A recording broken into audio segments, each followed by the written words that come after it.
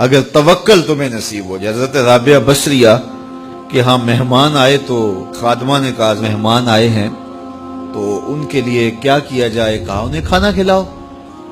تو کہا کہ صرف ایک روٹی پڑی ہوئی ہے تو مہمان 4-5 ہے، کم از کم 8-10 روٹیاں چاہیے. تو فرمایا اچھا اس روٹی کو اللہ کی راہ میں خیرات کر دو. تو خیرات کر دیا گیا. تھوڑی دیر کے بعد دروازے پہ دستک ہوئی. من الباب، دروازے پہ کون ہے؟ کہا فلاں کا فرستادہ غلام ہوں، میرے آقا نے آپ کے لیے کھانا بھیجا. خادمہ نے کھانا وصول کیا اور کپڑا اٹھایا، گنا تو 4 روٹیاں تھیں.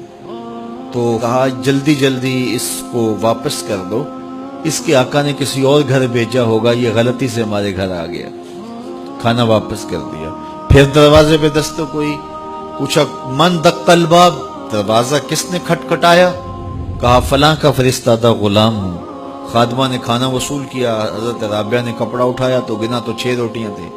کہا اس کے آقا نے کسی اور ہاں بھیجا ہوگا، یہ غلطی سے ہمارے گھر آ گیا. کھانا واپس کر دیا. پھر دروازے پہ دستک ہوئی تو پوچھا دروازے پہ کون ہے؟ کہا فلاں آقا کا بھیجا ہوا غلام ہوں. اور انہوں نے کہا یہ کھانا حضرت رابعہ کو دے کے آنا ہے.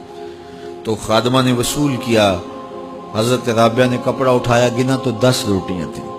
کہا ہاں یہ کھانا ہمارا، اس کو رکھ لو اور مہمانوں کو کھلا دو. کہا حضرت پہلے 2 بھی تو آپ کا ہی نام لیتے تھے اور اسی دہلیز پہ آئے تھے. کہا میرے رب کا وعدہ ہے جو 1 دیتا ہے میں اس کو 10 دیتا ہوں.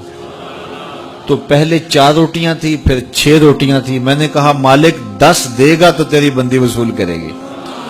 تو اگر اس پہ توکل قائم ہو جائے، اس پہ بھروسہ قائم ہو جائے، وہ وہاں سے دیتا ہے جہاں سے بندے کو گمان بھی نہیں ہوتا. تو جب انسان اللہ کے فضل پر توکل قائم کر لیتا ہے تو پھر کام کاج ضرور کرتا ہے، لیکن اس کی زندگی کی جو ٹینشن ہے وہ ختم ہو جاتی ہے. بس وہ جتنا کر سکتا ہے وہ کرے، باقی چھوڑ دے اس پہ، تو پھر وہ خزانہ غیب سے نصیب فرمائے گا.